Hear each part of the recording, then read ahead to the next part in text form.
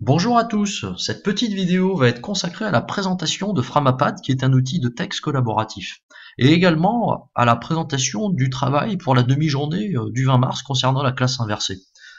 Euh, il y a deux éléments à saisir dans Framapad et qui sont très simples. La première partie qui est ici à gauche, la principale, est la partie texte. Pour contribuer, eh bien, il vous suffit de placer la souris là où vous le souhaitez, par exemple dans le A1, motiver et impliquer l'élève dans ses apprentissages. Je fais ma proposition et pour cela je clique et, euh, et voilà, j'écris ma contribution, par exemple proposer à l'élève des apprentissages différenciés. J'apparais en rouge et pour cela, eh bien, je suis identifié. Je clique ici, j'indique mon identité. Et pour contribuer dans le forum, et c'est la deuxième partie qu'il faut connaître dans le forum, eh bien, il me suffit d'écrire, par exemple, ici, bonjour, je vais saluer les autres participants, j'apparais ici en direct, donc bonjour. Cet outil de forum peut être intéressant pour échanger, proposer des stratégies d'ajustement ou pour proposer des liens vers d'autres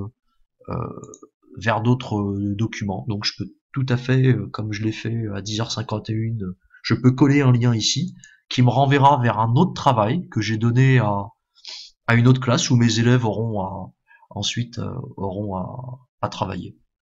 Donc voilà comment fonctionne Framapad. Jusqu'à présent, euh, il y a eu les contributions de quelques collègues, hein, donc que je peux voir ici. Donc ça me permet de voir à quel moment on s'est connecté et d'avoir un retour sur les échanges que nous avons eus. Donc le travail se divise en trois temps. Une première partie centrée sur l'élève apprendre autrement. Euh, c'est en fait un travail d'argumentation que l'on va mener ensemble pour voir comment on peut convaincre les enseignants d'entrer, de s'engager dans la classe inversée, pour ceux qui ont du mal à franchir le cap.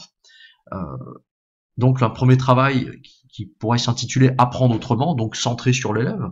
Ensuite, enseigner autrement, davantage centré sur l'enseignant. Donc on fait des propositions pour convaincre l'enseignant qu'apporterait la classe inversée à un enseignant.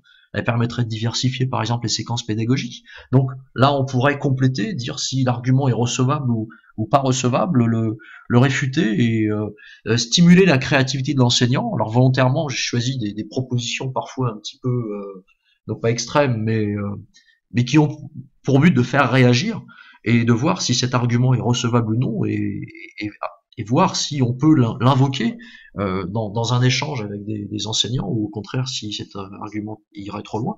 Un troisième argument qui porterait davantage sur l'organisation du travail dans l'établissement, eh bien la classe inversée permettrait à un enseignant de travailler en réseau, de mutualiser ses productions, de développer des travaux collectifs, donc en somme de ne pas travailler seul, de travailler davantage en équipe, et ce qui est une demande très forte des enseignants. Enfin, quatrième item ou quatrième groupe d'arguments, développer une nouvelle professionnalité qui apporterait à la classe inversée un développement de nouvelles compétences techniques, la possibilité de produire ses propres ressources. Voilà. Vous pouvez donc déposer là où vous le souhaitez une petite contribution pour réfuter, amender, enrichir les propositions qui parfois sont redondantes. La seconde partie du travail que nous aurons à faire, pareil, au choix, eh bien, portera sur la gestion de projet. Quelles étapes engager pour mettre en œuvre la classe inversée. Une première phase qui est celle du diagnostic, de l'identification des ressources, de la définition des objectifs, pardon, de la définition des indicateurs.